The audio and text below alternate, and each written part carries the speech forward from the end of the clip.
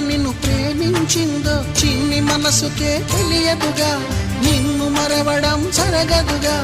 ఎందువల్ల నువ్వు కాదన్నావో ఎదురు ప్రశ్నలే వేయనుగా, ఎదురు చూపులే ఆపనుగా. ఏనాటికో ఒకనాటికి నీ ప్రేమ సాధిస్తా. నిన్ను చూడాలని ఉన్నా, నిన్ను చూడాలని